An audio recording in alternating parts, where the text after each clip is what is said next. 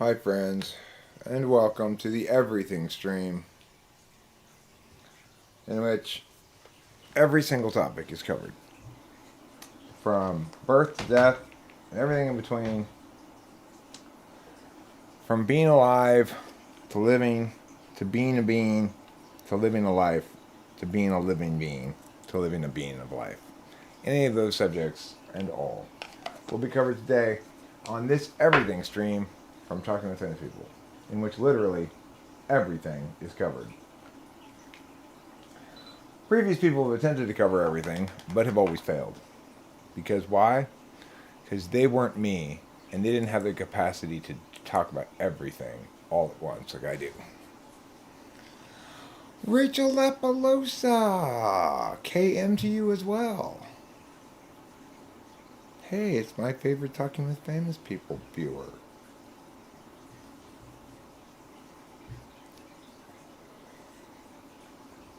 And you just can't hide it?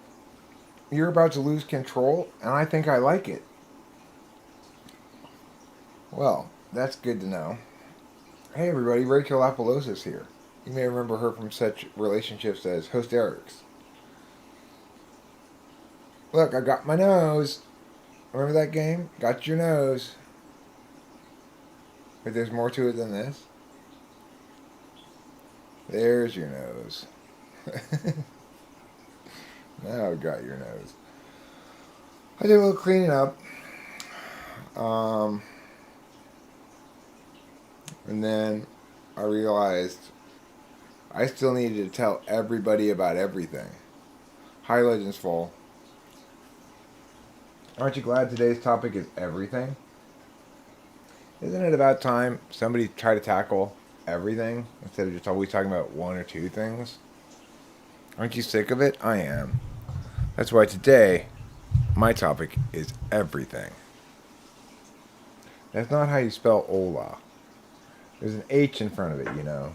You gringo. You're a gringo, Legends Fall. You're a silly gringo.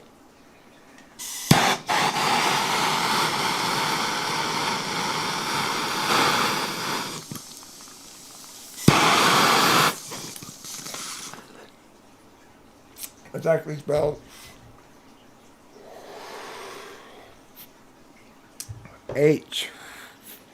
Hola.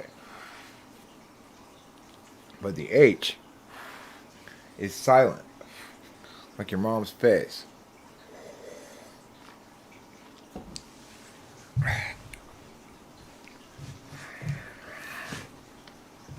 So,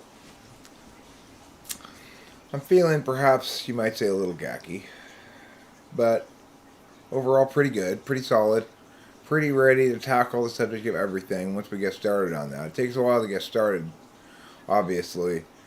You can't start off talking about everything. You have to work your way up to it. You start off talking about something,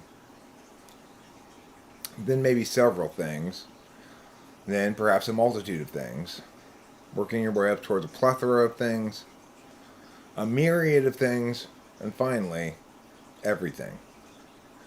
So let's start with just one thing we're talking about, and that's this subject of how to talk about everything. And the progression of quantities of things that one must go through in order to finally reach the topic of everything. A lot of people don't know that it's progressive like that there are prerequisites. But before you can talk about everything,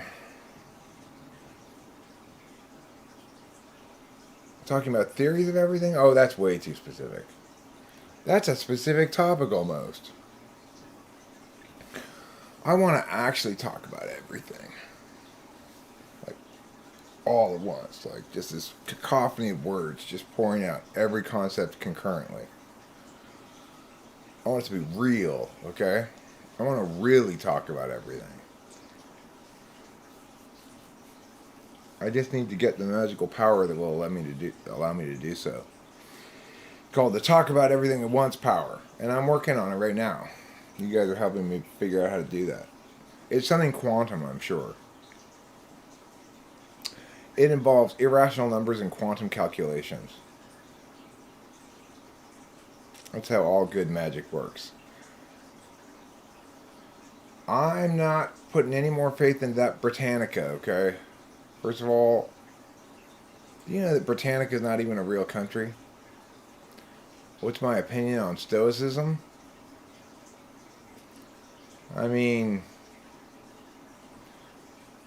well, my understanding of it is that it's a rejection of highs and lows in some regard in favor of a steady emotional disposition or something like that. And if I'm correctly describing your understanding of it, and we're talking about the same thing, then I would say it's dumb and silly. Why would you want to experience life less powerfully?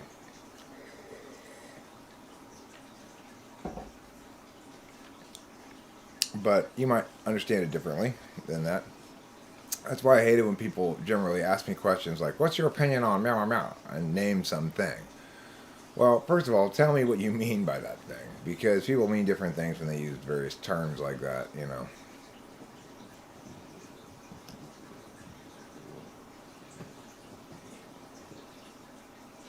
Yes, but you know what, Legends Fall? Just as the movement of objects through space is constrained by the speed of light, so too is the movement of objects through sound constrained by the speed of sound. If I talk faster than the speed of sound, then you'll hear things that happened before or after, and that'll be confusing. Plus, there'll be a sonic boom that might obscure some of my words. You stopping in for a smoke? Cool. Stop on by. Well, with traffic as it is now, I'll see you in, what, like 45 minutes? Oh, wait, that's right, you're just over there. Just past this imaginary wall.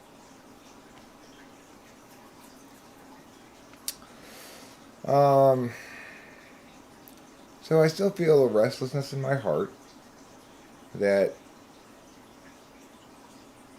brings out a rosy hue in everyone's cheeks. And that's part of understanding everything, right? Is why. Let me adjust.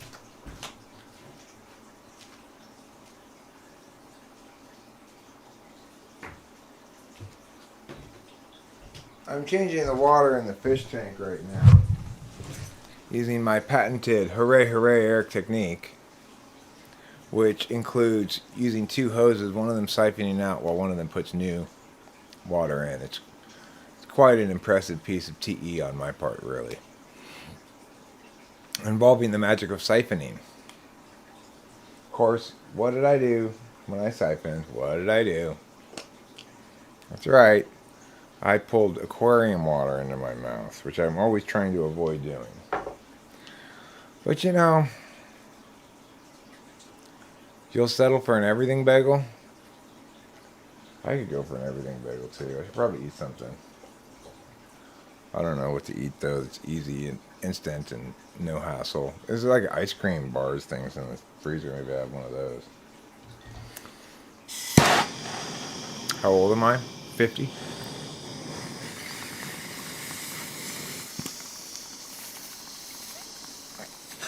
How old are you?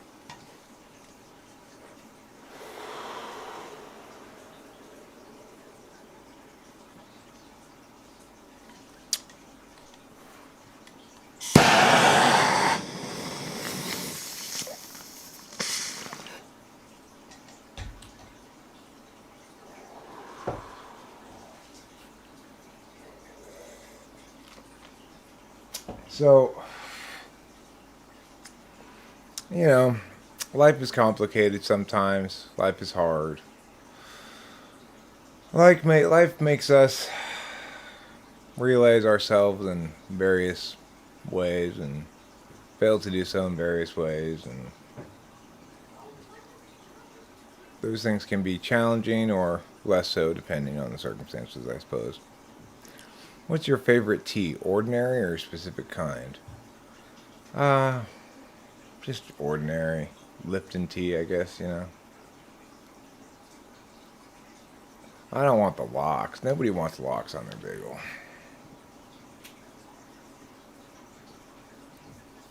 You know?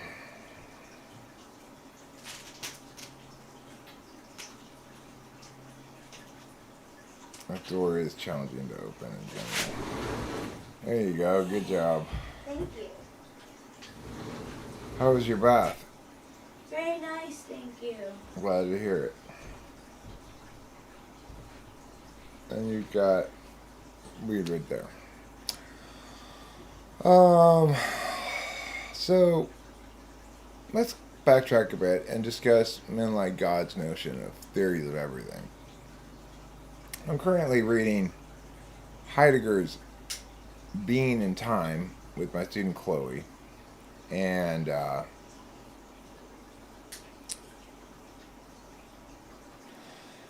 it's fairly repetitive.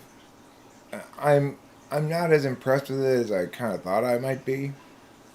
I know it's one of his earlier works, but still, he spends a whole lot of time saying at the beginning that we can't really, we struggle with questions about being because you can't look at the question of being from outside the box of being, and there's nothing to translate it into. So it's like if you're talking about what does it mean, what does this sentence mean that's said in Italian? Well, you can translate it into French, you can translate it into English. There's a specific way to convert it, you know. But regarding matters of being in Heidegger's status quo, there's no way to convert them. I actually think that cognitive functions basically provides us the mechanism by which we can make those conversions and make meaningful statements about how being expresses and is an expressive quality rather than a static one, but that language necessarily turns it into a static thing with the verb is, you know, the verb to be. Because from as our frames of reference note change at different time intervals, right? So it's like the amount of change that a rock undergoes by a natural erosion is at a different time frame of reference than the amount of change that a piece of dead flesh with meat left outside will, right? You're going to experience decay much quicker than the rock. And so it makes sense that we're going to have some, since we're communicative beings, that we're going to have some means of communicating about those kinds of distinctions, right? In other words, we're not going to note that the rock decays less quickly because we're looking at it through our own frame of time reference. We're going to simply say the rock decays less quickly. And we'll say that regardless of time frame, regardless of the frame of reference, the rock decays less quickly. But of course, you can imagine a frame of reference in which the decay of the meat is irrelevant, right? So, in that case, only the decay of the rock would matter, and the less quickly part wouldn't be in reference to anything, right? So, basically, Heidegger gets stuck on this quality of language and fails to articulate clearly that that's what we're dealing with here, you know? It's that we experience being, and that's about all you can really say about it, besides how you experience it, or how people experience it, or how it expresses. As to what it is, it comprises the totality of those expressions. It doesn't have an is outside of that, even though linguistically we talk about it as though it does. Because we have to, because to communicate with things, we need things static. Thank you, darling. You're a wonderful lady. You brought me one of those things. What a hero. You're my hero, Rachel. Thank you. You're my hero. Am I in front of my garage working on my Dodge?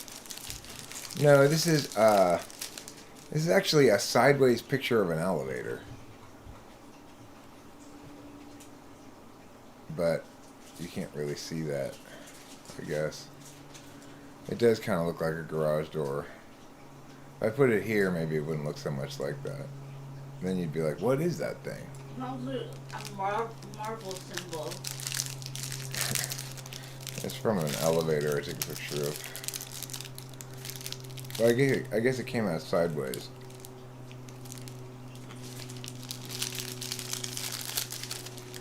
This will help fix my blood sugar levels.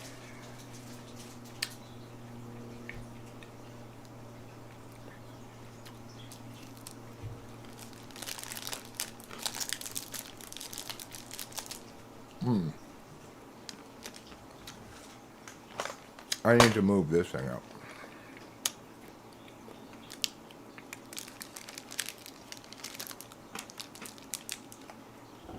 So, as you may be able to tell, the discussion of everything all at once is sometimes not very full of words. Because eating this is part of everything as well.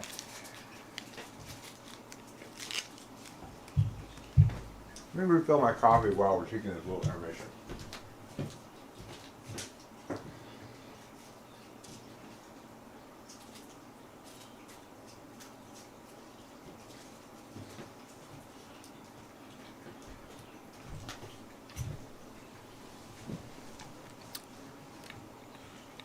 There's a couple of things I'm going to need to do right now.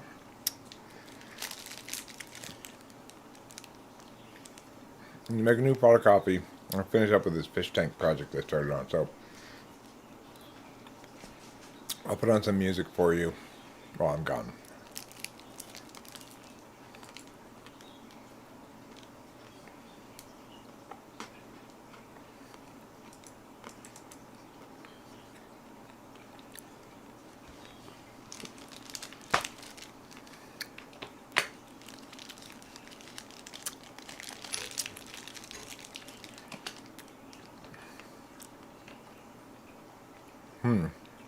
Let's see.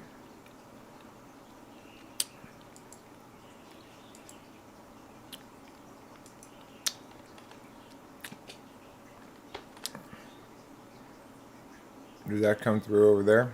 No? Okay.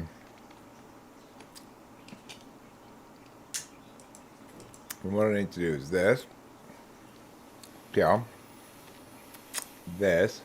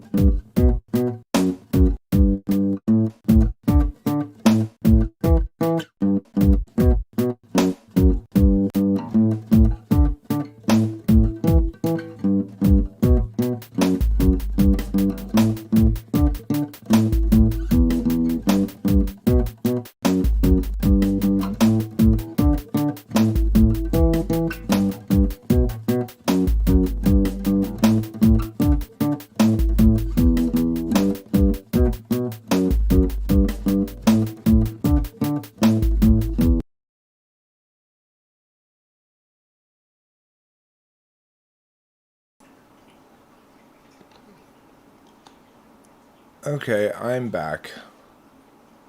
Well, you gotta remember, this is only 2 parts of it. Just drums and the guitar part. That's not, that's not the melody of it, you know? Regardless, what you say makes absolutely no sense, Fly Guy. Making a new pot is unnecessary. You could just fill the same pot with more coffee after you empty the whole coffee. That doesn't make any sense at all.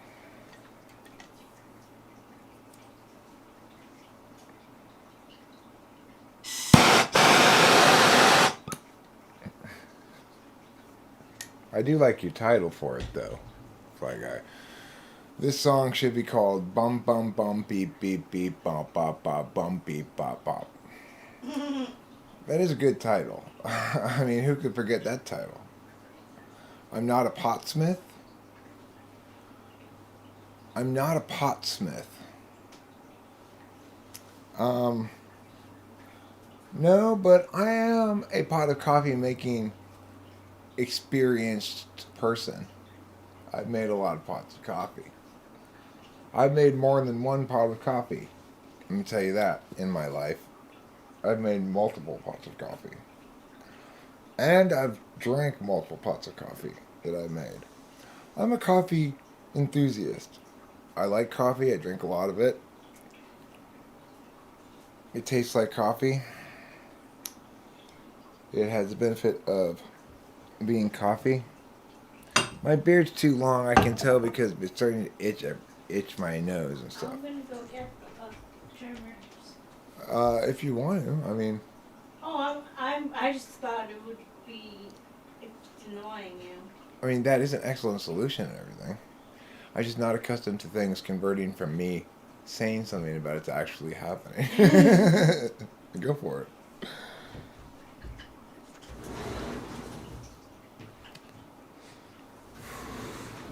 It's like Peter Dentici was saying in an earlier stream. Rachel's in this state of serotonin syndrome is somehow less of an intuitor than normal.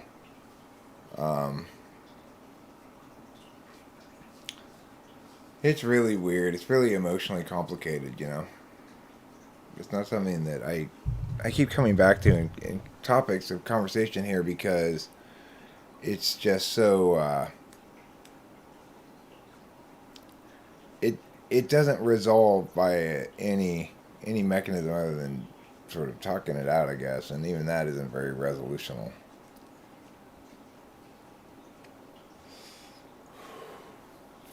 Oh my lord. Oh my lord. Oh good golly, Miss Molly. So anyway, I don't know. It's a good question. Maybe, maybe not.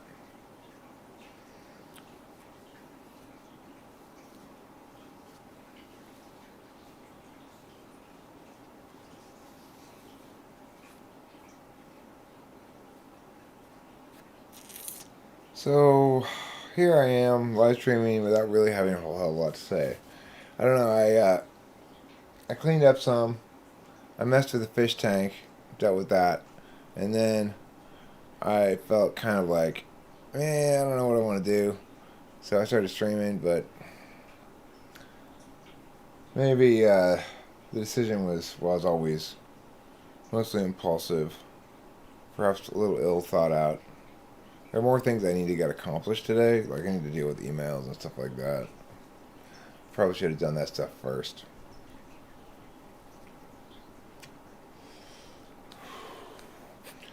I don't remember what it's called, but I think it might be something like the intuitardation of all 16 types ranked or something like that.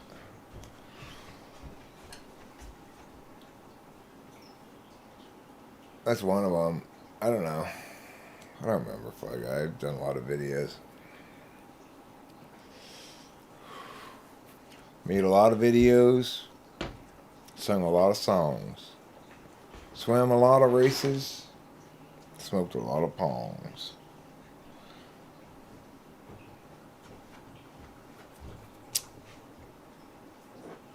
It's hard and easy and medium at all times.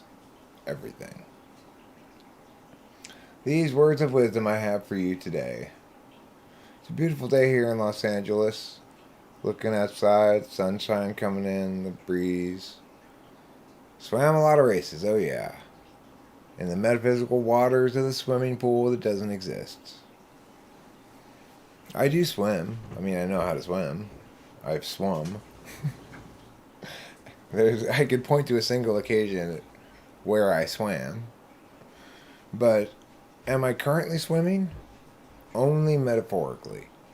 And remember, swimming, flying, running, talking, they're all the same thing, except just through a more or less viscous medium. Wise words, wise words. It's interesting that flying and talking travel through the same medium. Air. Isn't air wonderful? Except the thing is, you can digitize the air that I'm pushing out with my mouth better than you can digitize flying. Because flying doesn't really convey meaning to another person. And that's what's wrong with flying. I should just retitle everything. And that's what's wrong with blank. No, you don't want to inject air in your bloodstream. That's true, Fly Guy. Nor do you wish to inject nair into your bloodstream, no matter how hairy the insides of your veins may be. It's a bad idea.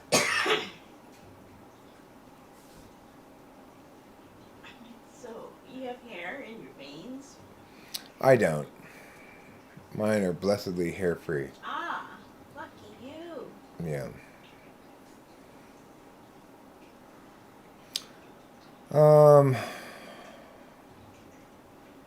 Oh, good golly, Miss Molly. I feel at a loss for what to do. I feel at a loss for who to be. I feel at a loss for what to do. I feel a loss for you and me. I feel a loss and feel blue. I feel tossed up in the air. I feel hairless from the nair. I feel like soon we should declare the best dancer Fred Astaire. I'm anhedonic. What's anhedonic mean? I've never heard that word. Does that mean like not hedonistic or something? Aimless? Directionless? Annoyed by things I have to do that don't want to do, really? Like deal with emails and stuff like that. Even though they're not a big deal. But I have already done a couple of little things that I needed to do. There are some strawberries here too. We should remember those. Oh, yeah. Ancient Greek depression is anhedonic. Huh. Anhedonic, huh? I'm gonna have to Google it now. You made me curious. You've made me curious as a monkey at a curiosity factory. Which is, needless to say, extremely curious.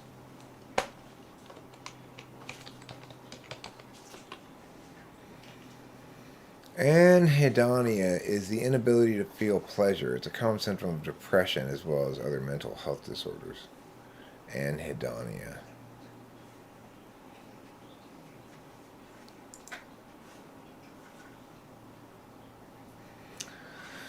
Anhedonia is a diverse array of deficits in hedonic function. Hedonic refers to a family of theories, all of which have in common that pleasure plays a central role. Psychological or motivational hedonism claims that human behavior is determined by desires to increase pleasure and decrease pain. Normative Or ethical hedonism, on the other hand, is... I have to click that one to read more about it. While earlier definitions emphasized the inability to experience pleasure, anhedonia is currently used by researchers to reduce motivation, reduced anticipatory pleasure, wanting, reduced consummatory pleasure, liking, and deficits in reinforcement learning. Oh no! Not deficits in reinforcement learning. In the DSM-5, anhedonia is a component of depressive disorders, substance-related disorders, psychotic disorders, and personality disorders, where it is defined either by a reduced ability to experience pleasure or a diminished interest in engaging in pleasurable activities. Yeah, but everybody goes through mood swings, you know. And sometimes you got good reason to feel blue. Yeah. I think if you don't feel it. If you don't feel blue sometimes, you don't feel down sometimes, then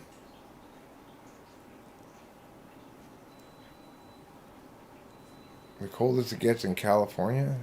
I mean, some parts of California get super cold, but around where I live, you know, it gets like gets down to go inside weather. It's about as cold as it gets. It's cold. I'm going inside. It's cold out here. You know, it's like it gets that cold. Sometimes it gets really cold, like 42, 38 or something. And on those occasions, you're like, I really have to put on a jacket. Yeah. I can't just rely on the fact that I'm just going from here to the car. It's going to be cold in the car, too. That card that I just looked at is for you. It's the Four of Wands. The Four of Wands. What does that one mean? Harmony. I do feel pretty harmonious, actually. There is that. We'll take that, adhonia. Whatever you're freaking called. What's it called again? I take pleasure in smacking around adhedonia.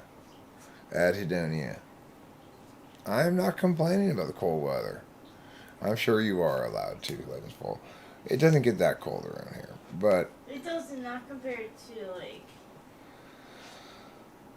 the Great North, I'm sure. and lately it's been warmly rainy. Yeah, it has been warmly rainy.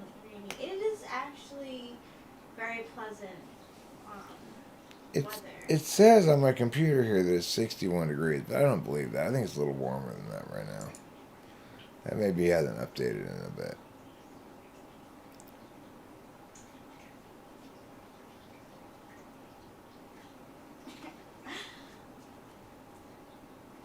Minus 37 Celsius, huh?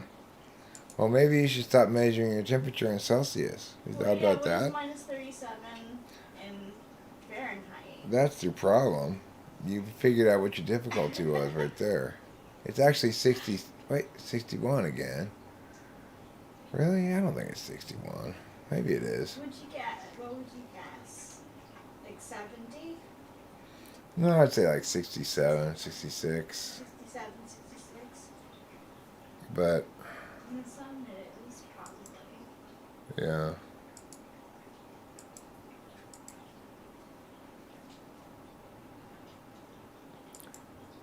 Ooh, 4 cups.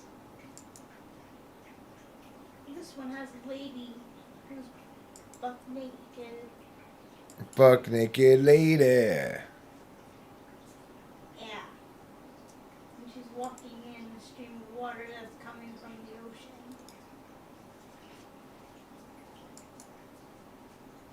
Okay, me. Ooh, 9 of discs. And also the 5 of cups.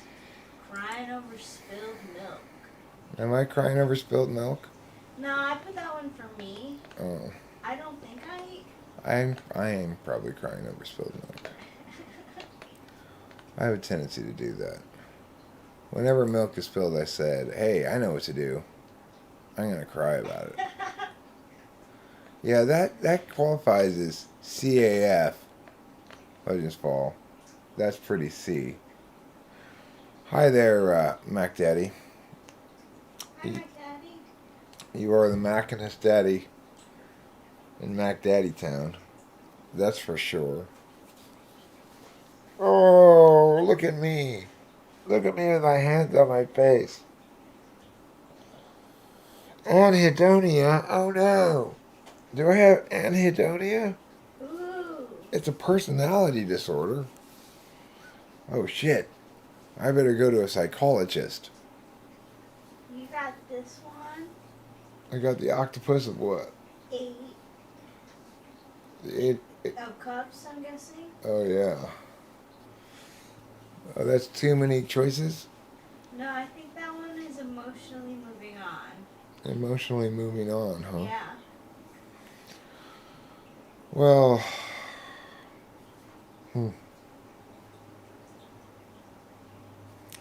this is my head. It's a nice hat. It makes me think of Winston's mom. I haven't seen her around. You like that monkey that sees no evil? Oh yeah, Fly Guy? Well, you're like that monkey that hears no logic. Oh. Boom! Boom! You got the crone. I am a little bit 70 in that regard. I don't like paying attention to bad things. That's not a 7. What? What's Oh, in the 7 Enneagram? Yeah, Enneagram. Yeah. You are. I'm pretty Enneagram 7. Oh, yeah. You're the most 7 that I have ever known. Fly Guy, you're a very stable genius.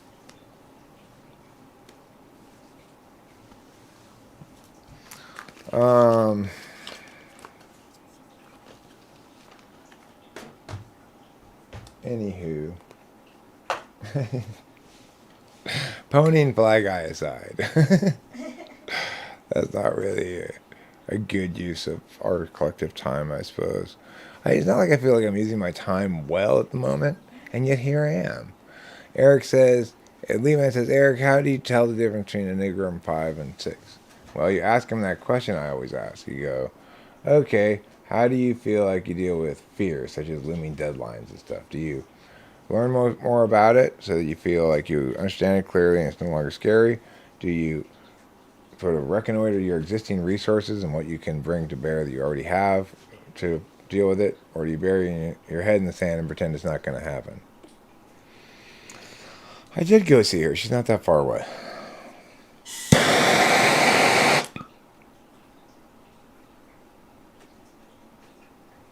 She's only like 30 minutes away. And she's not, it's like she shouldn't even be that far, except the weird spot where I got to go like this to get there, you know. There's not a very good crow's fly way to get there. Well, there wasn't really any traffic today. I guess the Omicron is de-trafficifying things a little bit. My dad suggested that yesterday as well.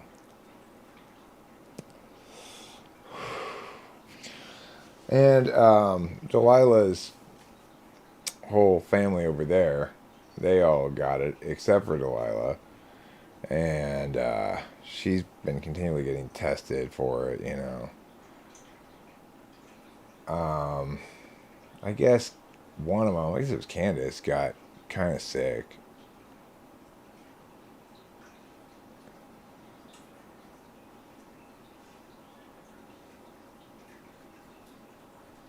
I do have a photo of my daughter in my wallet. Let me see. San Francisco Bay Blues by one-man band Jesse Fuller? No, I don't know it. I don't know the song.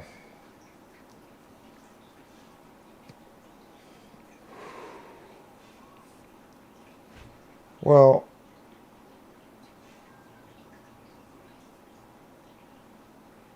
I mean, she's a little frustrated with it, obviously.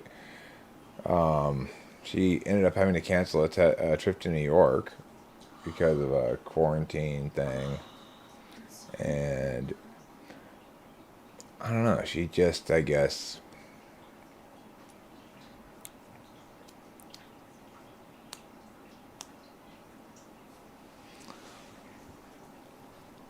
you know, I'm frustrated, but like, so we were gonna go to Starbucks together, but then she said, "Well, Johnny just tested positive for it. I just gotten out of this 14-day quarantine. It's really frustrating." Blah blah blah blah. But so we didn't end up going to Starbucks together. Instead, she just pulled her car up alongside mine, and we talked. We both had masks on. She was in her driver's seat, and I was in mine. So it was, there was a passenger seat between us, plus the distance between the doors, and we were each in our own car, and so, the thing is, it's like, I wish we weren't all treating it like this, but that doesn't mean that it isn't true that the variant of this is contagious, and that that everybody's freaking out about it. It is a reality, so you deal with it accordingly. It doesn't sound Orwellian. It sounds like Delilah's being amply cautious and helping me to avoid having to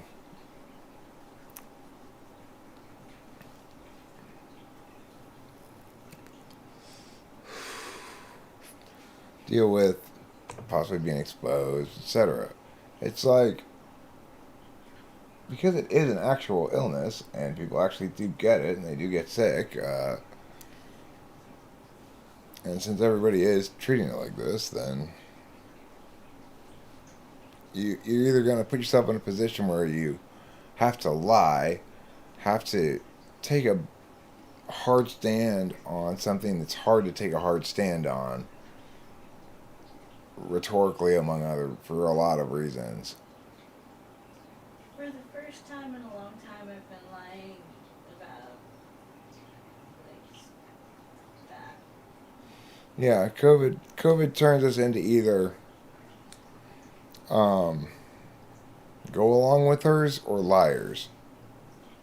I do say though that like I didn't like the second vaccination, and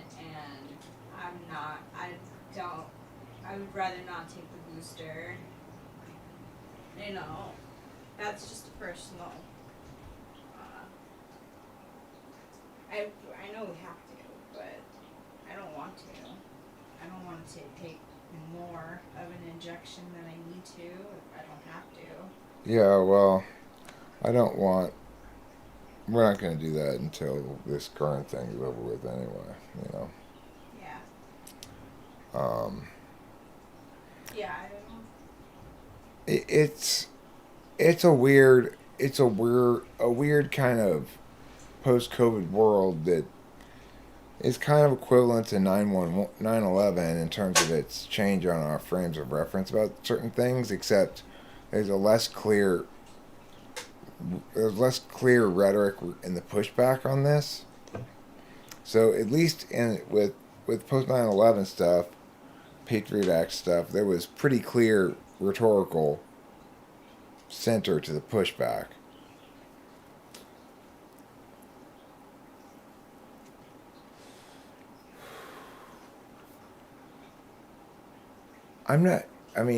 Jack, if you heard me justifying them, then you weren't listening at all to what I said. You were listening to your own feelings, not to what I said.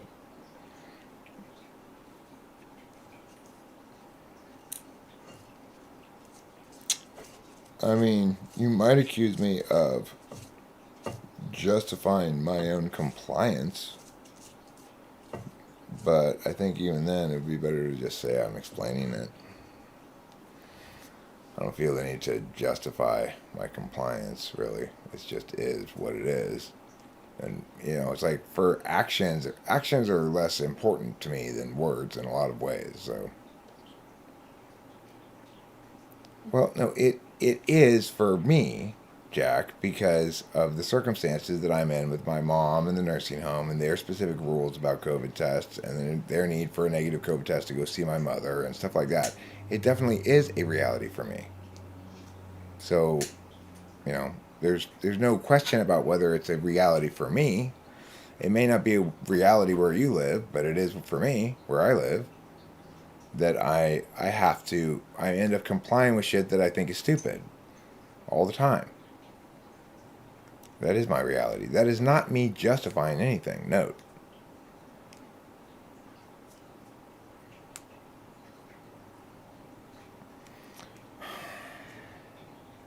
Yeah, it's real, Jack.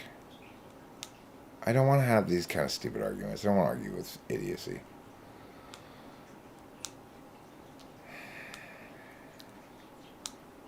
The question isn't whether it's real. The question is whether it significantly varies enough from other forms of the common cold to justify these kind of reactions. You are playing. I'm going to make the crazy dumb argument, and that annoys me. So stop.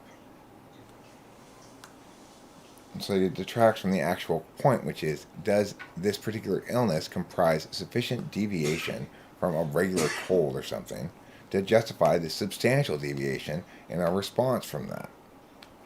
That's the question, Jack. But do you understand how you're making reasonable people who have a reasonable question like I have seem like they're on the same side with somebody who's asking a stupid question?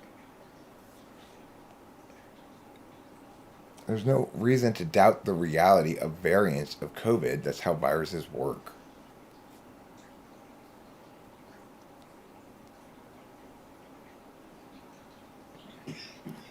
So the point is, of course, once we acknowledge that reality, then we can start asking the questions that matter. So is this response to this particular threat and this particular incarnation of what always happens with viruses, is this appropriate, and why not? Okay? It's like that episode of South Park where they're trying to change the flag and the KKK show up to support keeping the flag the same. Right. It's like keeping the people who want to keep the flag the same do not want to be supported by those people because they're not arguing that argument. I mean, I know there's lots and lots of variants. I know, but they quote unquote aren't hiding that reality. My dad was talking to me about it yesterday. So it's like, stop. The point is, whatever variant, it doesn't matter. It is a cold going around, it is an actual disease going around, distinct from another form of cold that's similar. Does that make it worth this kind of response? No. That's the point. But in order to get to the correct argument, you have to acknowledge the legitimacy of reality.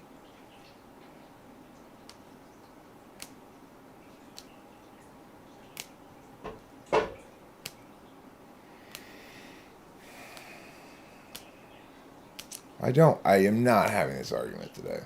I'll tell you that much. That is not what we're discussing. It's like, I've already made clear the correct position on the matter, and I'm not going to discuss it any further because you guys aren't even, it's like, no. You're playing Mysterious Day again. Oh, my coffee's ready at least. Rachel, would you like a cup of coffee? I would. Let me see if I can find a cup for you. I have one right here. Oh, great. You're welcome.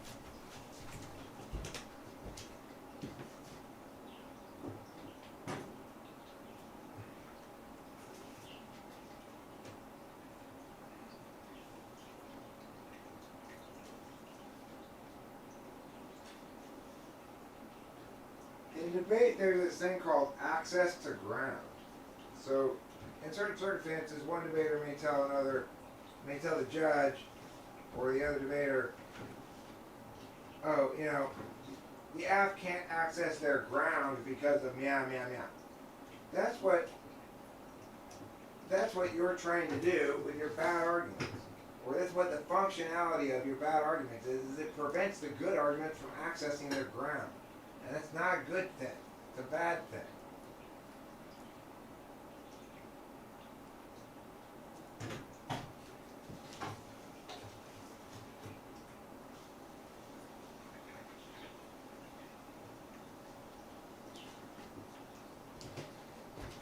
I don't know if you guys heard all that or not. I was kind of meowing it from the kitchen.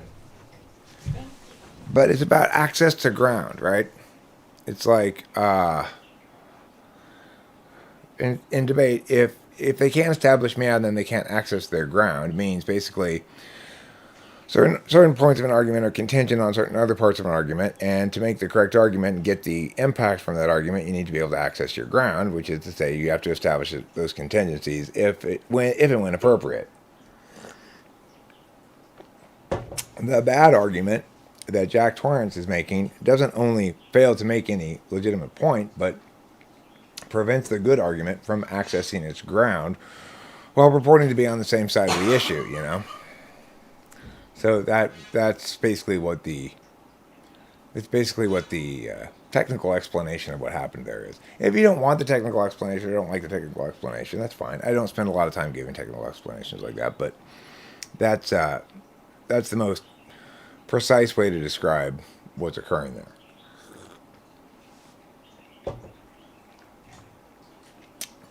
So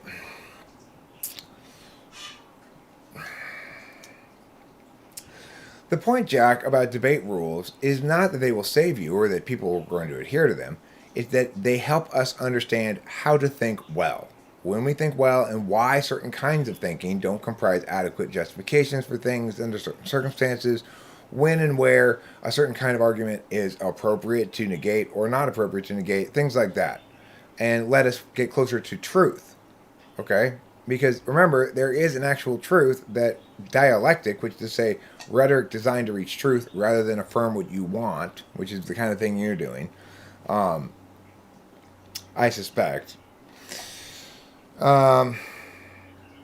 It does actually lead to truth ultimately, but it's got to be dispassionate and it's got to be disinterested.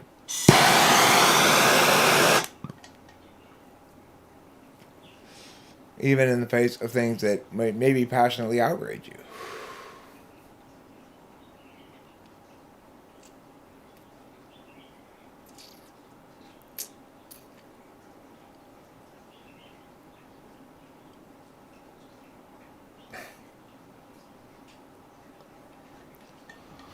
Yeah, I mean that's the thing about debate and rhetoric is while it's practiced as a sport in a way as sort of a means of training people how to think properly and use rhetoric well and stuff. It functionally and fundamentally has the structure it does, the rules it does, the various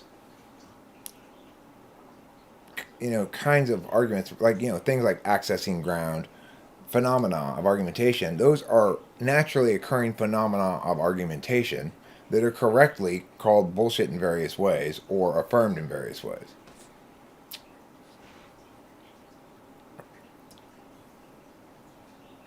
No. Remember, Jack, it's never about you made too many illogical points, thus you were censored. It's always about you're not successfully affirming what you're saying, or you're not successfully negating what you say you're negating.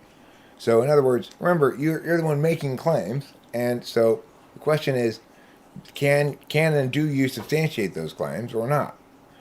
We take them on an individual basis, sort of around here, and just negate them one at a time. But you seem to misunderstand the purpose of dialogue, right? It's in order for us to excise those notions that don't withstand scrutiny and replace them with notions that do. Not to continue to hold on to notions that don't withstand scrutiny or try to further justify them even though they don't withstand scrutiny.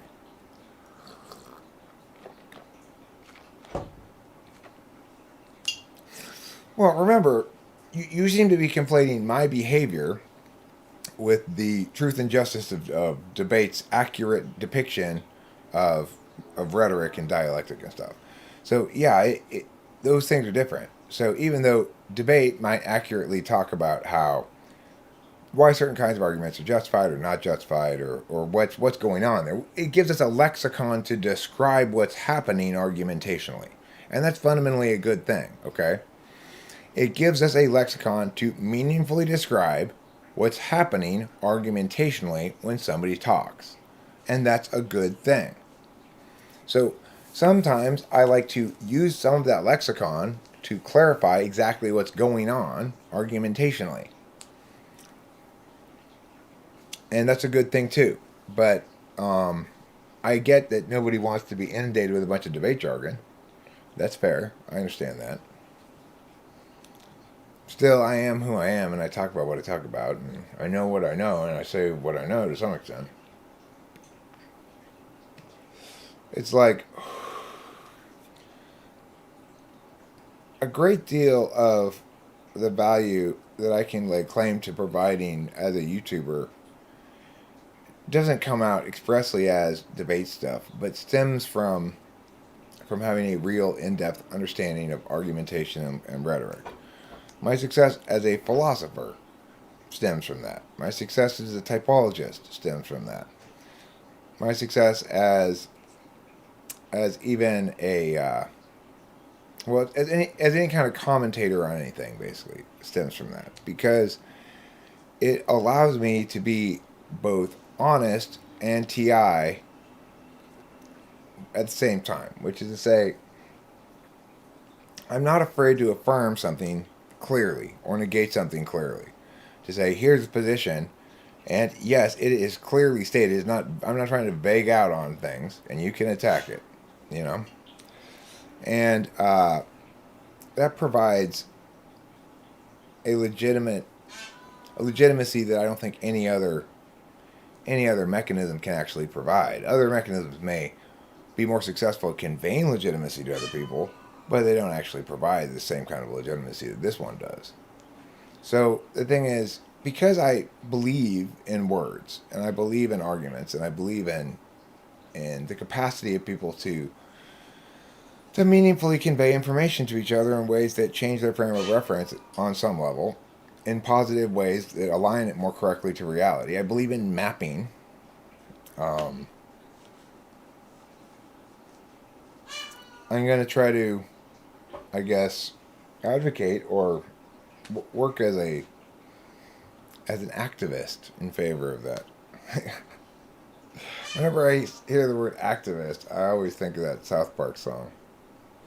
'Cause being an activist is totally gay.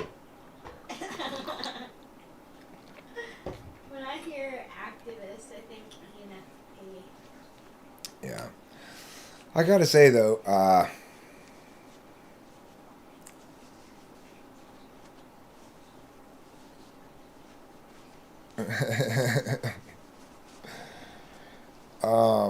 well, the thing is, Legends Fall, this is a interruption from Sleepy Week, you might say, or I'm not on Sleepy Week at the moment, but I'm still feeling somewhat anhedonic, and I definitely was feeling anhedonic yesterday, and I'm accustomed to that being part of the cycle. You know, I didn't have a word for it prior to today, but thanks to Fly Guy, I do now.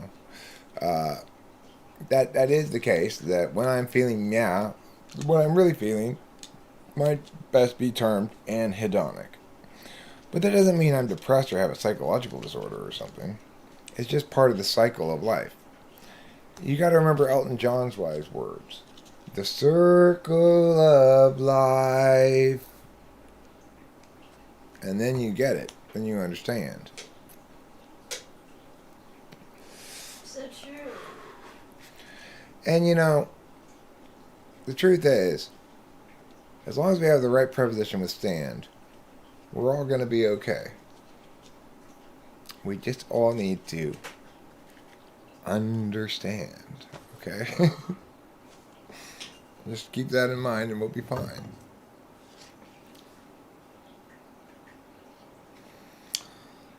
Now, what you say, Legends Fall, is somewhat true. I'm not going to deny that. When I'm in the throes of being in the throes, then accordingly am I in the throes. But you know, you really can't come up with a truer sentence than being an activist is totally gay. Right? It's the truest sentence ever. It's so true.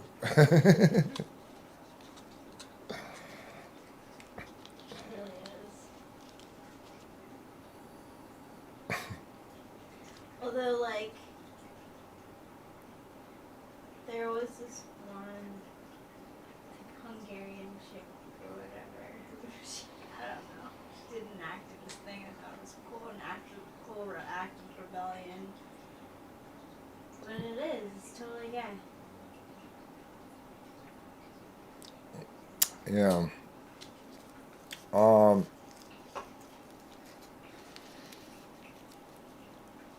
you ever act the same way whenever a top headline pops up on the news? I mean, yeah, I generally I try to avoid seeing things that make me mad with their stupidity. So I don't when I do read the news and it makes me mad a lot, it makes me read the news less because I don't want to see stupid things like that. Is it the case that it's not just you being dumb that makes me mad? Yeah, it's absolutely the case, dude. That's why I kind of go like this. It's like Fly Guy said, right? Um,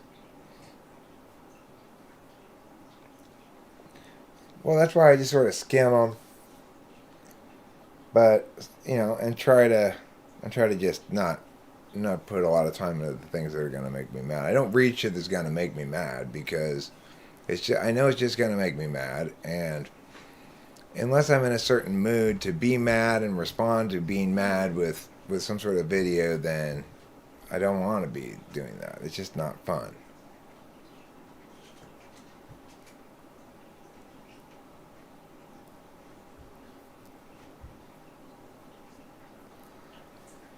I'll read sports headlines.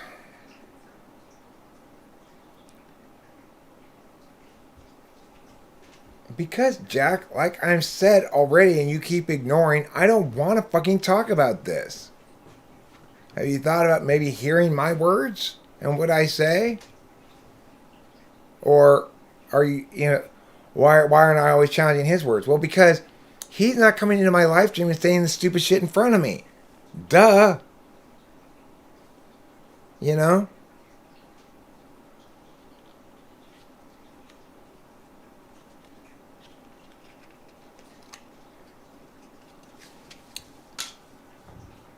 See what you do?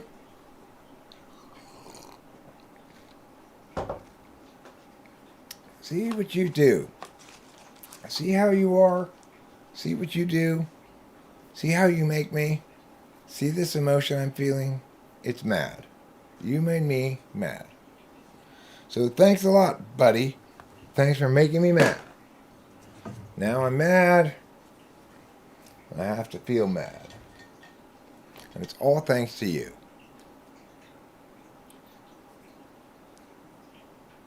Jack Torrance.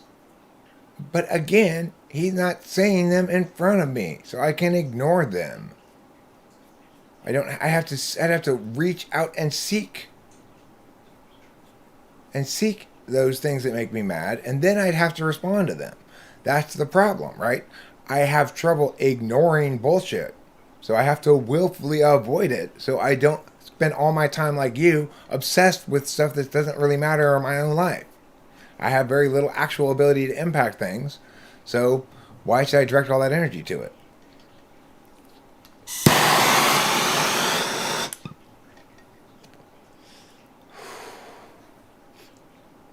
You get it? And so you coming around here and putting bullshit in front of me that I then don't ignore is not an indication that I should fail to ignore other bullshit. It's rather an indication that you are forcing me to deal with bullshit I don't want to deal with. Do you see? Do you understand? Because right now you're not understanding.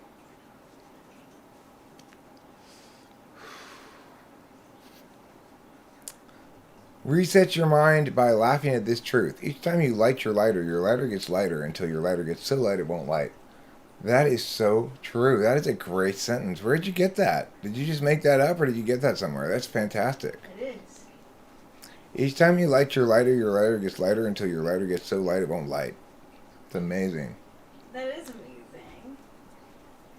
It makes perfect sense. It doesn't matter. It's my lighter. It's true for any lighter. It is. It gets lighter. It's an amazing, amazing sentence. It deserves us all to bow down to that sentence. Did you make that up? Seriously. It's a great sentence. Wow.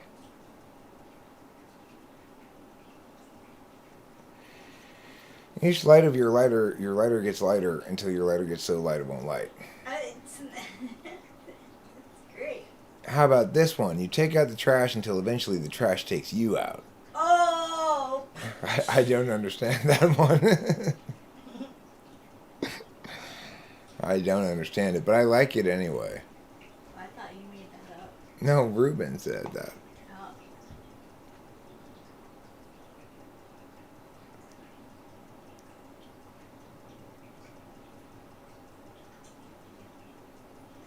I would imagine the trash taking you out, like, you open up the lid and you, like, fall in, or it falls on you. And then you get put into the back of the dumpster truck, the trash taking truck. Okay, what I wanted to say was this.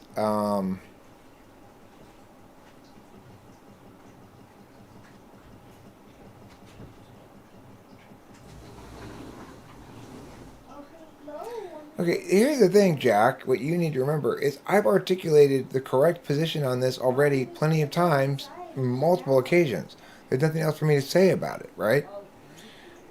I've articulated exactly what needs to be understood and argued, and why, and which kind of wrong arguments are bad and why, and there's nothing more to say about it. But you don't like to accept that and have that truth cascade down. So that's, up to you, but don't pretend as though I've not already said everything that needs to be said before anybody had ever even heard of Fauci or had even said anything. I already said everything that needed to be said right at the beginning. So, stop.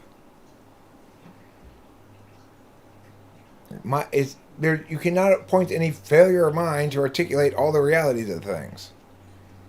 You just don't like that I'm not constantly doing it or something. Well, I got other things to do, bro.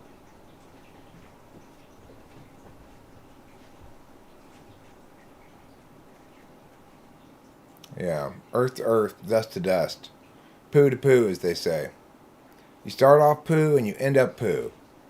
That's what they're gonna say in my burial someday. As Eric once said, you start off as poo and you end up as poo. Amen. The funny thing is you don't really start off as poo. That's what makes it so funny. That's great. Yeah. You may end up eventually as, like, plant poo. Like, if a tree grows over your body and pokes its roots through you and absorbs your nutrients, it might poo you out somehow. I don't know. I don't know if plants poo. Plants poo is a really good question. I'm not responding to what you said several minutes ago, Jack Torrance. I'm responding to what you just said right there. Yes, I was making my BS claim because you mentioned the testing mandates your child has to deal with thanks to Fauci. Ironic. My point is that biggity meow. I didn't say you're not backing up your argument. I'm saying that's why I'm not talking to Fauci. You're ignoring that part of the argument, which is he's not talking to me.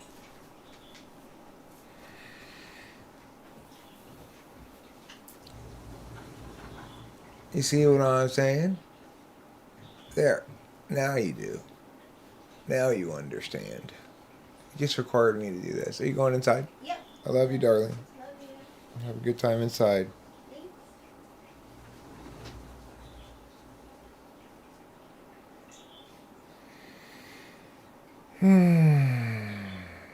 I feel sightful. I feel adhedonic. Anhedonic.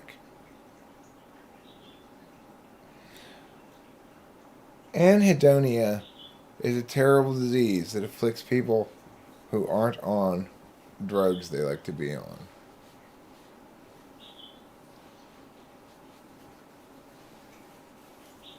Who came up with that lighter sentence? That's very quotable.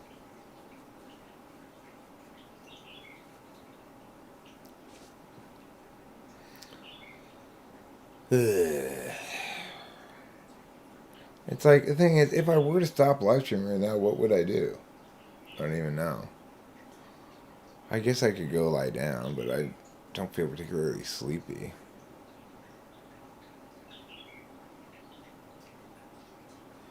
If my body is eaten by pigs, that's fine. I'm okay with that. Who's okay with that? I wish that's how they should bury everybody. Just feed them to the pigs. You know? Just everybody gets fed to the pigs. Who's in favor of that? Everybody's body gets tossed off a big pier into this big pit of pigs. And they just eat them. What do you think? That's haram? You can't let pigs eat dead people? I mean, it would be the circle of life. The pigs eat us, we eat the pigs. The pigs eat us, we eat the pigs. Well, that's why we should make it a rule. You have to wear a mask and eat pigs. Forever. For everybody, too.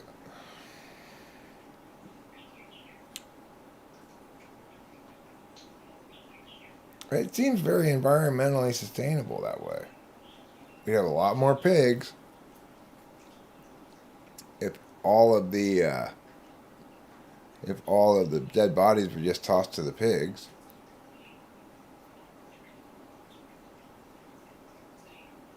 We could cook them first to make sure they don't get any diseases or whatever. And you know what would be great? Pan fry the dead bodies in bacon fat. Then toss them to the pigs. That way, the pigs will both be, it's like double, triple environmentally friendly.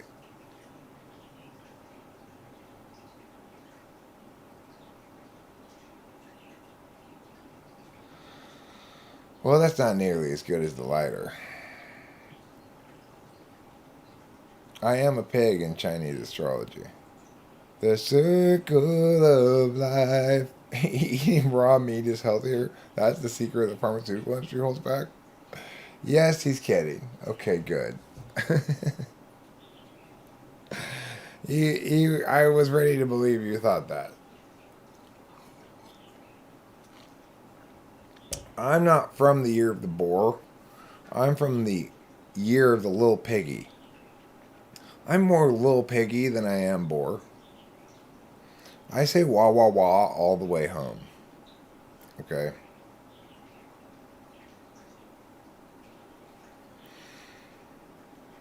Yes, Eliana Diaz. If you've got quotes around you saying, don't give up, today I choose joy, and other stuff like that, then you're probably an ESFJ. Possibly an ISFJ. It's a combination of NI-polar and FE. Some other kind of year the pig was like the boar, right? And some other year the pig was like the sow. But I'm the little piggy. I'm the little piggy who could say wah wah wah all the way home. Rachel, you feel like more of a mouse than a rat? Yeah, I think you'd be more like a hamster, actually. I think you might be a hamster. They should divide the years of the various creatures into varieties of that creature, you know.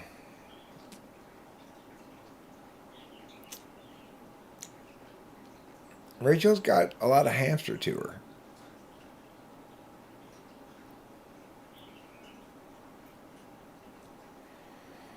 ISFJ family has this stuff all over the house. Well, there you go. It's an SFJ thing.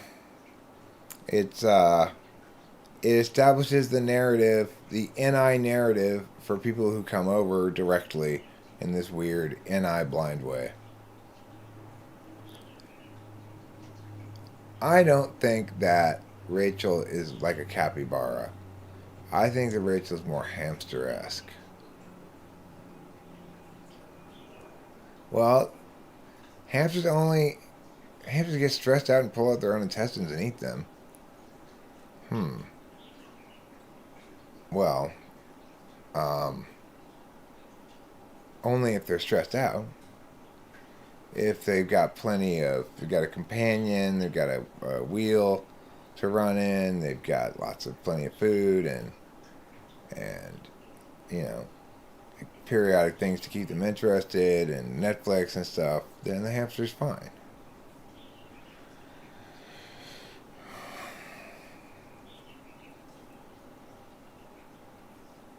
You know.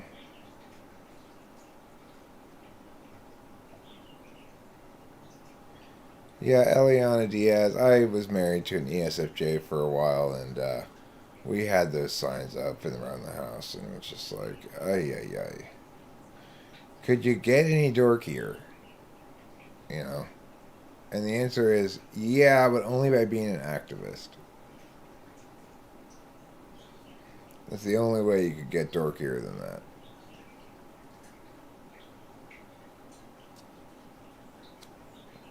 Well, like, will you stop bumming me out about hamsters, for fuck's sake? God. It's just an analogy, okay? I don't want to hear the depressing shit about hamsters. Can you just not do that, please? Ugh.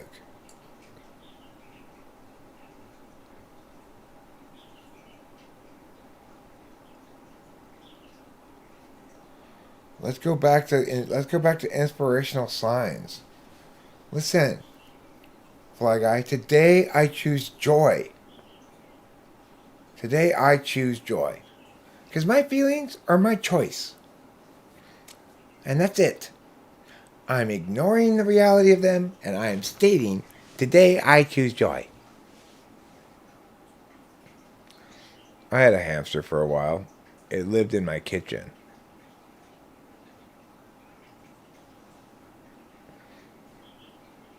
It lived in my kitchen. It would come out, get food I put out for it and water and stuff, and go back under the fridge.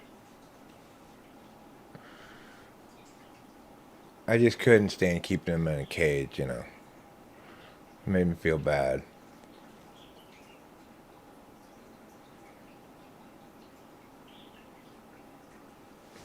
Thank you, Fly Guy. I appreciate it. If I can't handle those things. I like to pretend bad things that don't happen. Everybody help me pretend. Well, with the obvious, clear exception of when Peter Dentici is responsible for them. Peter Dentici was given special powers by God to control my feelings, and therefore is responsible for my feelings. And, you know, that's fair. That's fair. It's a special rule just for you, Peter. Live, laugh, love.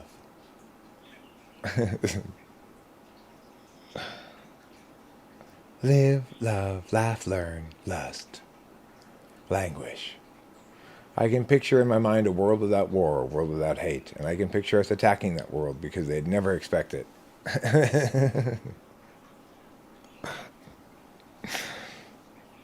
That's funny.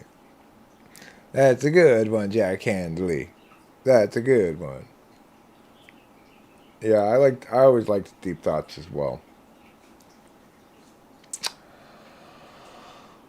I give a shit about all things that don't seem to have enough of a voice, you know?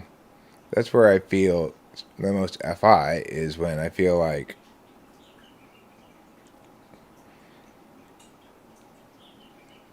that which has sufficient voice is being exploited in bad ways. That which has insufficient voice is being exploited in bad ways. I mean, not that you could really... I mean, you can be exploited in good ways, I guess. It's just you probably wouldn't use the verb exploited in that instance. Oh, there they are. Silly Eric. I knew I had another pack of cigarettes in here. I mean, the thing is, there's not a whole lot of meat on a hamster, Jack. You gotta remember that. Me and Grandpa used to go hamster hunting in the woods of New Hampshire, which is called New Hampshire because of the rich natural hamster population. Hamster season runs from September through June, and you have a 6 hamster daily bag limit. Of course, you can't use anything higher than a 22, and even a 22 tends to shred your hamster into little bits. But sometimes you collect enough of those little bits to get yourself enough for a hamster meat egg roll. And, oh, that's a succulent meat, let me tell you.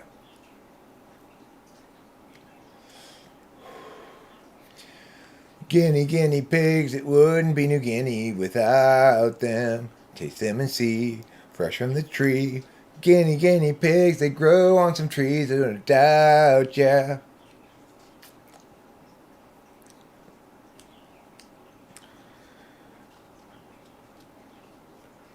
Oh, your hamster's eyes are getting white.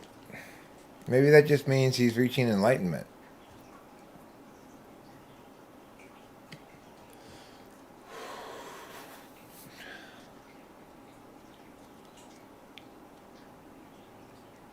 You should have a custom-made one that expresses what Rachel said to you before, in which you expressed love for its message. A custom-made what? A custom-made guinea pig? I don't understand how you can have a custom-made guinea pig.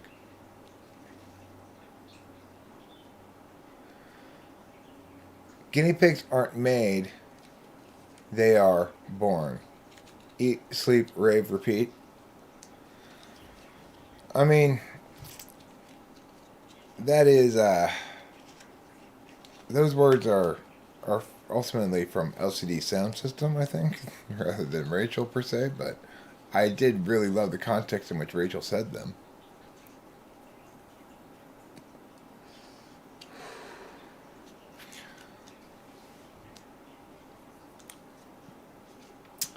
I know. I've talked with Taylor and what's her name? That lady who ran for office in New Mexico. What's her name? Anyway, I talked to those two about doing that. Oh, the Fat Boy Slim? My bad. That's a Fat Boy Slim song, not a LCD Sound System song. I stand corrected. Anyway, I talked to them about that activity of shooting prairie dogs. I'd never done it myself, but they describe a similar experience. The one time I tried to shoot at something, big trouble incurred. Or ensued, I guess. Like, it was on the affidavit that got Taylor's house searched by the police. Because according to that darn police department, I was shooting at geese that I wasn't supposed to shoot at. But, you know, first of all, I was shooting a handgun. Alright, I wasn't even shooting a rifle. Second of all, I don't know if they were geese or ducks, or I don't know what they were. You know, they weren't showing on camera, so who knows what they were. They were just some sort of birds. And I didn't hit any of them anyway. So, it's like, it was private property, and I was just sort of shooting over there in that direction. I mean, I was trying to shoot them, but there was very little chance I was going to hit.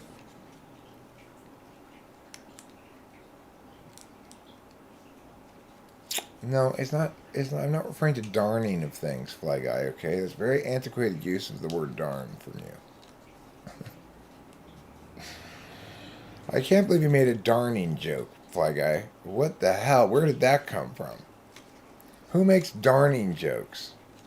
You know that was eliminated. That was prohibited in the moratorium on darning jokes in 1972.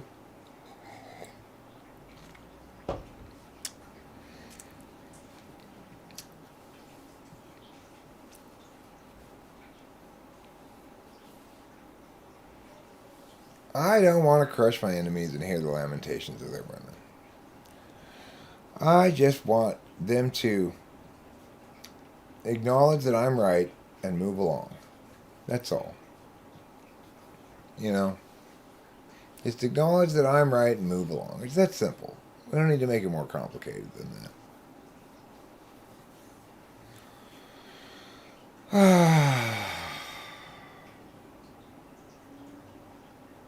I think I'm going to make a song about Anhania right now, and then maybe I'll call it a stream.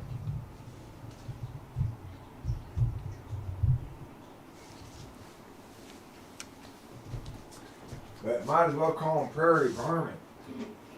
Varmints. Varmints or vermin or vermintons.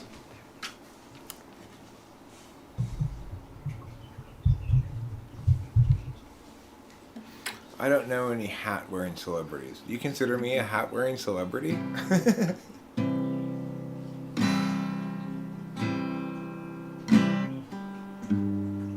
Wow.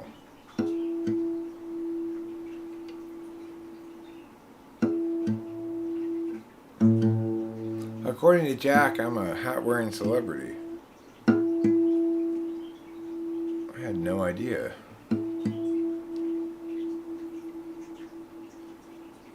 I'll believe I'm a celebrity when I see myself in Us Weekly magazine.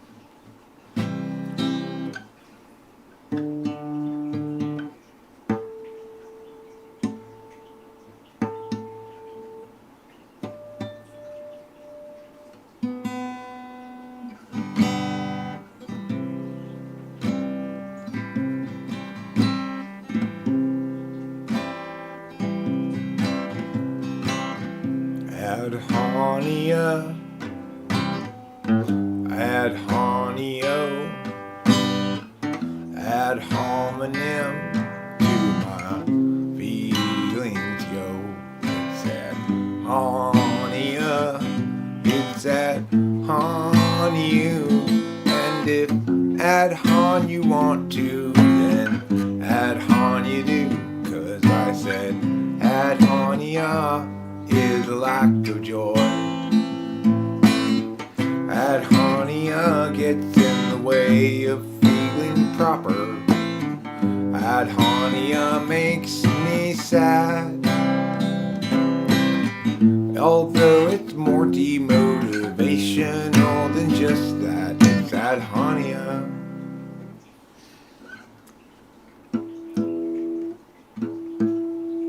Anhonia. It's anhonia. I'm too apathetic to get it right. Well, that's fair. It's one of the symptoms of anhonia, being too apathetic to get it right. It's a very cloudy day in Los Angeles, and today we run out of time. Struggles past, troubles still to come. The day is nearly done. Time to get it one more time.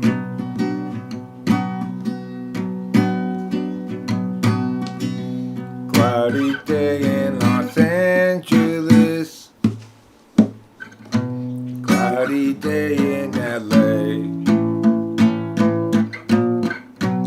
I'm no sort of evangelist, but I have something to say. Life can strangely be forgiving. Those who stay awake all night, and voices mostly say to give in. They'll try to tap your will to fight.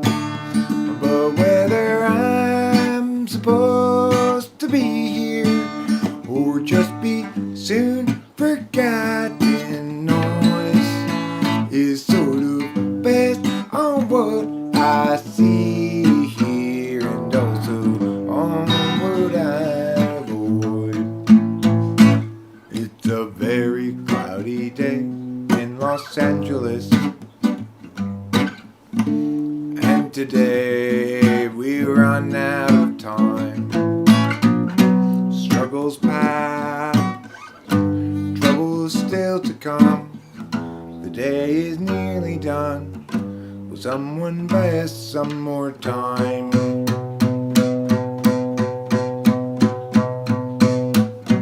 Cloudy day in Los Angeles, cloudy day in LA.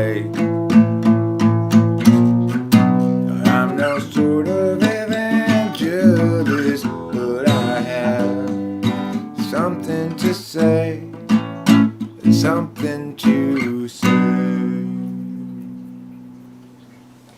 Thanks, Eliana. That's very sweet of you to say. I appreciate it. Yeah, I really made that song. Rachel and I recorded a pretty good version of it. Which,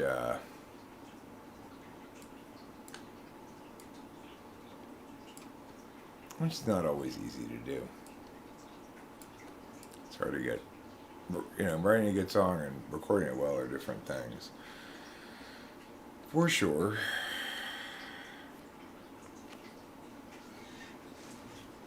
That's one of my best songs. I mean, the thing is, when it comes to songwriting, and you have a lot of songs like I do, it's kind of informative about the craft, right? Some of my songs are definitely better than other songs. That's one of my best songs. And some of them just are more intuitively, like, correct, right? Like,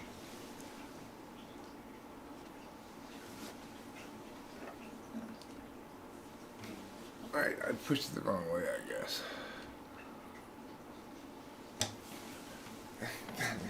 Thanks, Ruben. I'll try to do that. Like, this is a very intuitively complete and distinct and correct song. It's like this one here. Every life lived reaches the time when the road splits in two.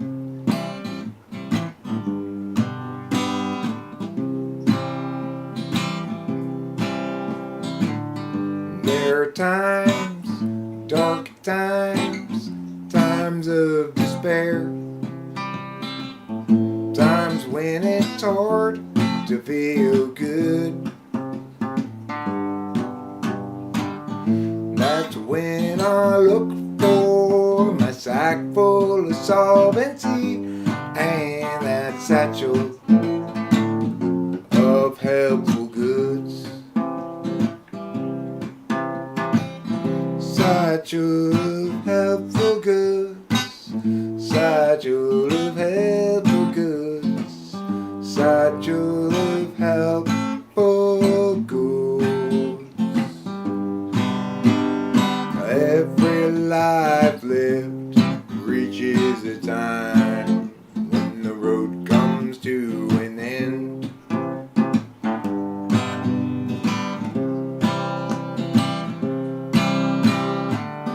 There are times, dark times, times of despair, times when it's hard to feel good.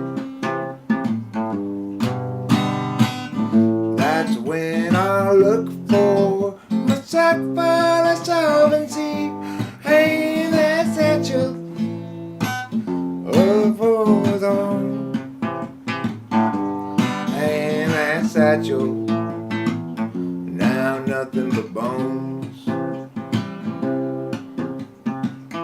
Satchel of helpful goods, satchel of helpful goods, satchel of helpful goods, satchel of helpful goods, satchel of helpful goods, satchel of helpful goods.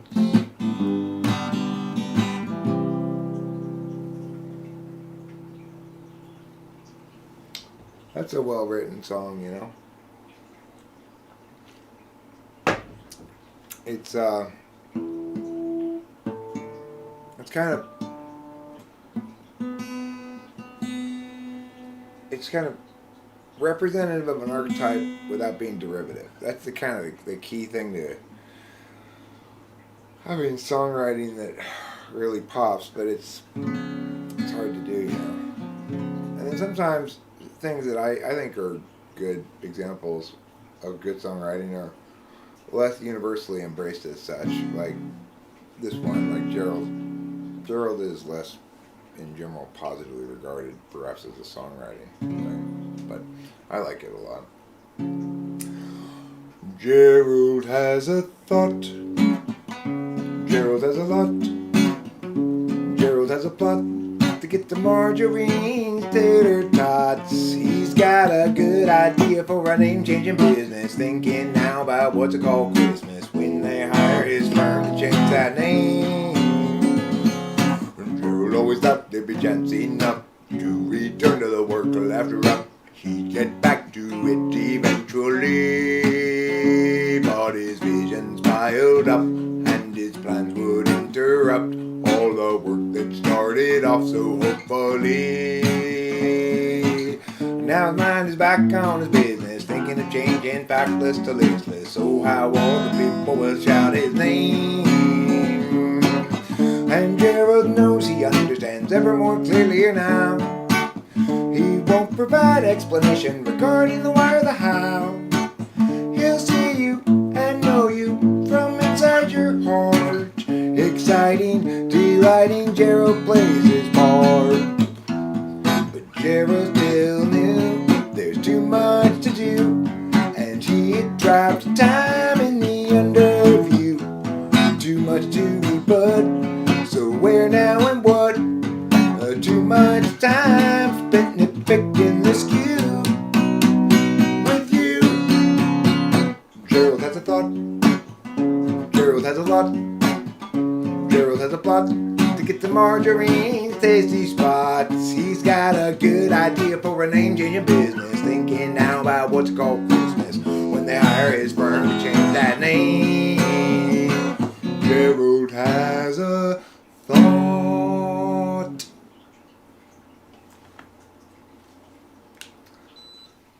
I think I'll play one or two more before I go.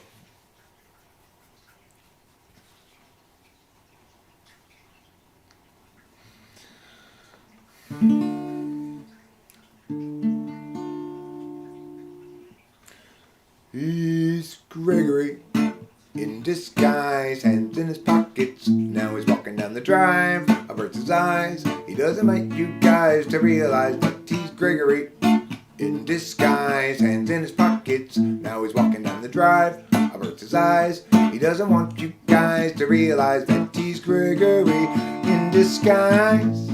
He hates the lies, wants to confront the men, always telling them, but every time he tries, they only run and hide. Again he is denied the chance to yell at them. So now he's Gregory in disguise, hands in his pockets. Now he's walking down the drive, averts his eyes. He doesn't want you guys to realize that he's Gregory in disguise, hands in his pockets. Now he's walking down the drive, averts his eyes. He doesn't want you guys to realize that he's Gregory in disguise. He hates the lies, wants to confront the men, always telling them, but every time he tries, they only run and hide. Again he is denied the chance to yell at them, until the bridge brings a new approach. Sneakily he'll try to encroach up on the guilty, then perhaps he'll have the chance to yell at them. He's Gregory in disguise, hands in his pockets. Now he's walking down the drive, averts his eyes. He doesn't want you guys to realize that he's Gregory in disguise, hands in his pockets. Now he's walking down the drive, averts his eyes. He doesn't want you guys to realize that he's Gregory in disguise. He hates the lies, wants to confront the men, always telling them, but every time he tries, they only run and hide. Again he is denied the chance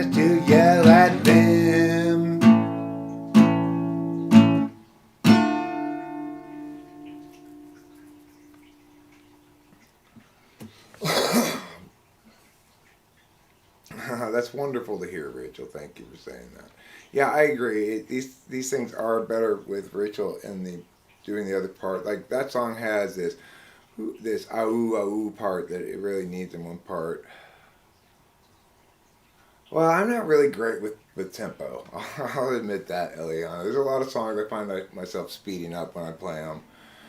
I don't necessarily find exactly the tempo I want at the beginning, and sometimes I'm just, yeah, you know.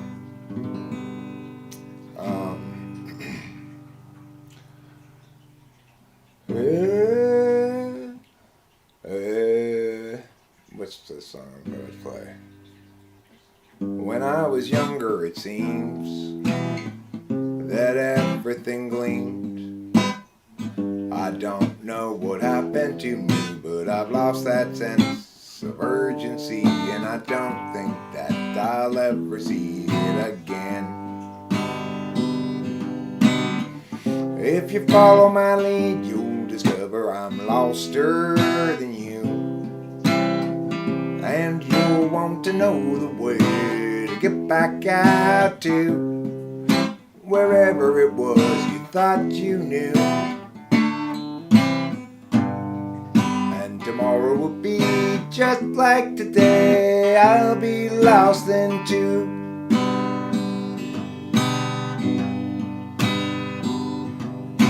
It's a matter of mood as much as a matter of will. And the things I do and the direction I point to still seem a part of me, though departedly. And I wonder if I'll ever see them again. Bum-ba-dee-da-da-dee-da-dee-doo, ba-da-dee-da-da-da-doo. Bum-ba-dee-da-ba-dee-da-da-doo, ba-da-dee-da-da-da-da. Well, that was nice. Thank you for listening to me play the guitar, everybody who listened. I appreciate it. It's very kind of you.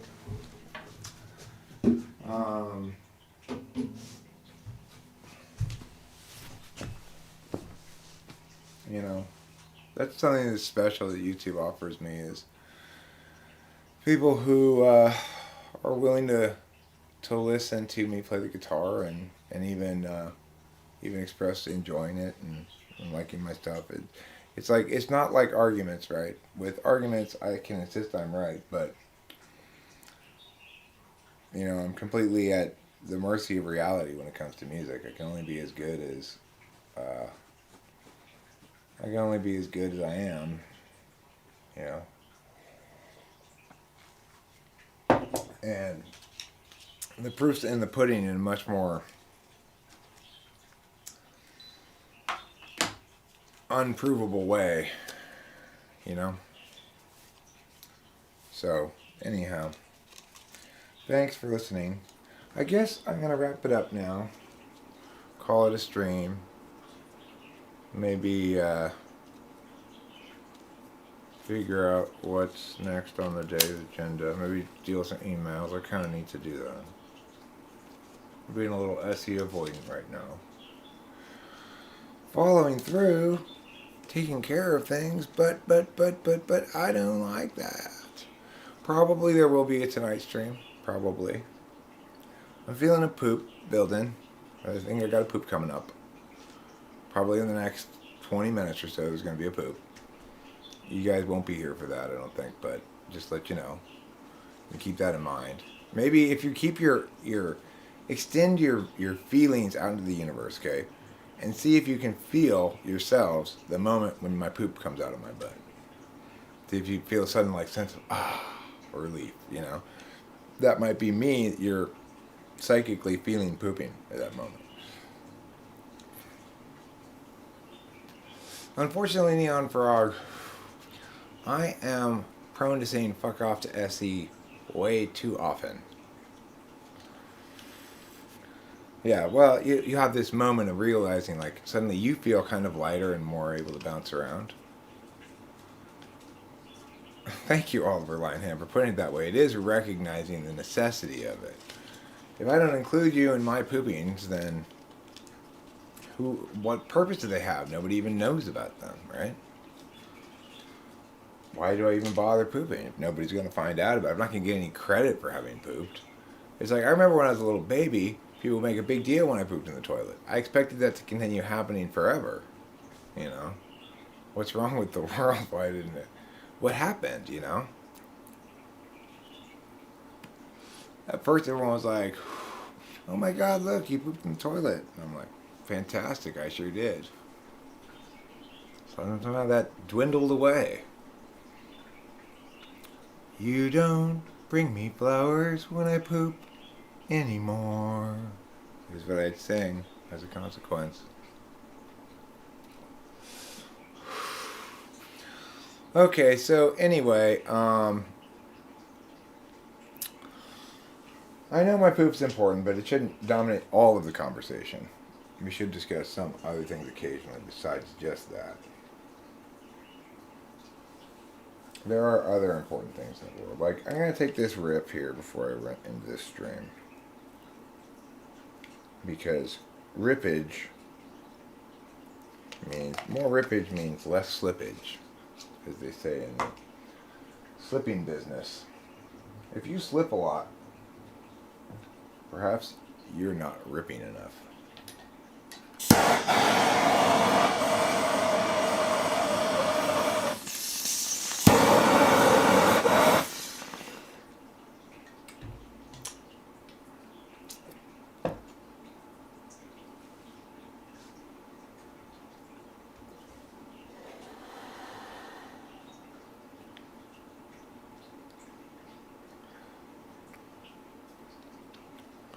Who knows where the cold wind blows? I ask my friends, but nobody knows. Who am I to believe in love? Love ain't no stranger. I ain't no stranger to love.